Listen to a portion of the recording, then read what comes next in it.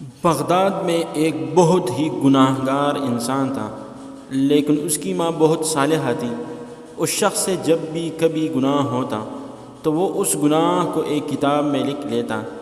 ایک رات کا ذکر ہے جب وہ اپنے دن کے تمام گناہ کتاب میں لکھ رہا تھا کہ دروازے پر دستک ہوئی۔ نکل کر باہر دیکھا تو نہایت ایک خوبصورت، حسین و جمیل ماہ جبین لڑکی کھڑی تھی۔ اس نے اس لڑکی سے پوچھا، کیا چاہیے؟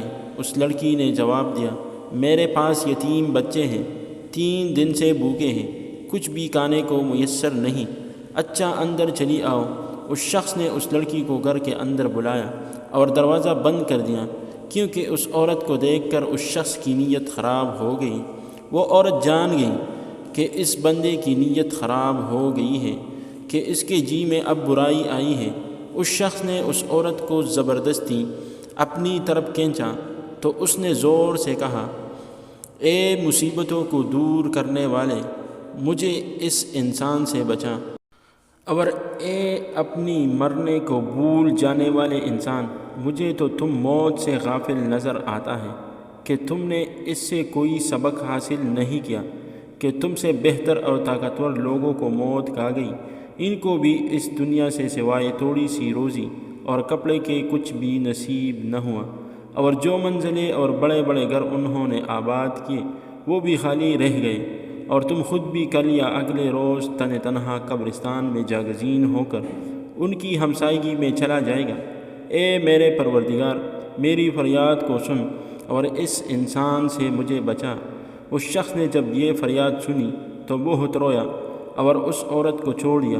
اس شخص نے اس عورت کو کھانے کی چیزیں دیں اور کہا، یہ اپنے بچوں کو کھلاؤ، میں بہت گناہ گار انسان ہوں۔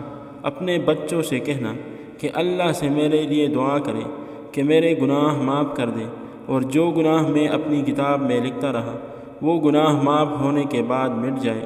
اس عورت نے جاتے ہوئے اس شخص کو بہت دعائیں دیں۔ جب وہ عورت چلی گئی تو بندے نے اپنی کتاب میں لکھا کہ میں نے ایک عورت سے آج زنا کرنا چاہا۔ کتاب کھولنے بیٹھ گیا۔ جیسے ہی اس نے پہلا صفحہ کھولا تو اس پر کچھ لکھا ہی نہیں تھا۔ تمام کتاب جان ماری، لیکن گناہوں کا تمام ریکارڈ کتاب سے پاک ہو چکا تھا۔ اس کے بعد اس نے وضو کیا اور نماز پڑھی اور دعا کی، اے رحمان، جیسے آپ نے میرے گناہ مٹا دیے، اب مجھے اپنے پاس بلا لے۔ یہ کہہ کر سجدہ کیا۔ ماں نے جب دیکھا کہ سجدہ طویل ہو گیا تو اس کو حرکت دی، دیکھا کہ روح پرواز کر چکی ہے اور اس کا انتقال ہو چکا ہے۔